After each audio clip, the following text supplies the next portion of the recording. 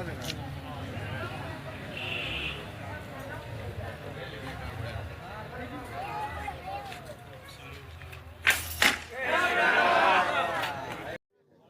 کوم په نامه د خدای چې بهونکي مهربان دی.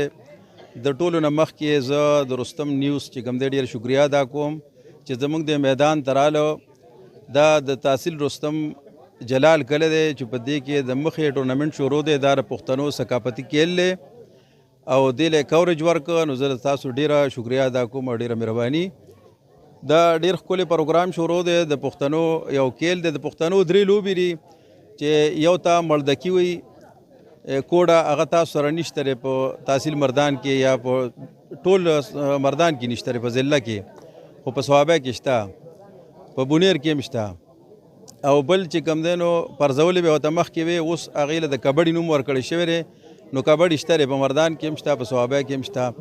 او دا درېیمه لوبه چې ده نو دا مخه را دې ته مخه وایي. دا مخه چې کوم دی د صحابو کیلو هلته کې چې کوم دی هغوی به یو مشک او په وړو غشي لوندو باندې نو د دې داسې کار چې تاسو به خلکو ته اوس وښایئ چې یو کواړه ده، یو بوت دی. نو بوت خو هسې هم خلک وایي هلکه بوت دې راته ښکاري ونه ښکاري. نو یو بوت دی، بیا د هغې رپاسه چې کوم دی نو خټه جوړوي او کواړه چې د هغه پیس دغه ورکوي د مخ، او ټکی چې دی نو هغه د پوزې په ځای باندې لګېدلي. نو دا هغوی به یو مشک او کوپړی به پرتې وي. مسلمانانو بیا ورو دا پروموټ کېده او مخه ورته په دې نسبت سره وایي چې دا به په سعودي کې مخه یو کلی هلته کې به صحابه مشک او د هغې نه چې کوم دی نو راغلي ده او هغه مناسبت سره د دې دا نوم هم چې کوم دی مخه را.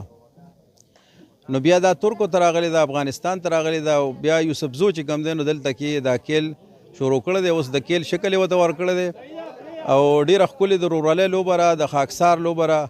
په خاورو کې خلک ناسي، ځان ته زیم نه وي. دا په سړي کې چې کوم دی نو تکبر ختموي او تکبر چې دی نو دا د الله پاک خاصره د انسان نه ده.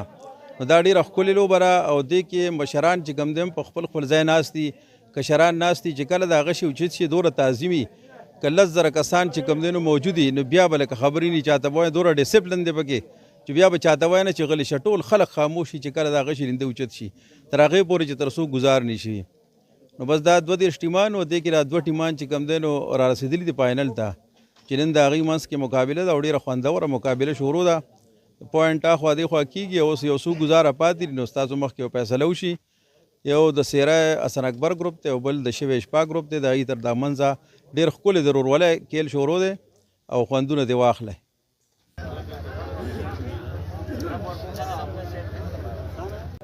بسم الله الرحمن الرحیم. زوی جاشر د PK55 MPA تو پیلنجوم د سپورټس فوکل پرسن نن چونکې جلال کلی ته راغلو دلته کومه ثقافتي لوبه چې وه موخه د هغې فاینلو نو ډېر خوشحاله شو او داسې مشرانو مو لیدل او دا د عموم وله ورکو. او چونکې دا ثقافتي لوبه ده، دا په تحصیل رستم کې په جلال کلي کې کېږي، نور ځایونو کې دا نه کېږي. نو بالکل دا یو میسیج هم ورکوي د یوت دپاره، نوجوانانو دپاره، چونکې دوی د دې د لوبې نه دي خبرو. نو انشاءالله د دې ځای د دې کمیټۍ سره مې باقاعده خبرې اترې مو شوې. ما دوی سره دا خبره مې ورسره وکړه چې آینده به داسې ټورنمنټونه، داسې ثقافتي لوبې به انشاءالله په رستم کې بم کوو.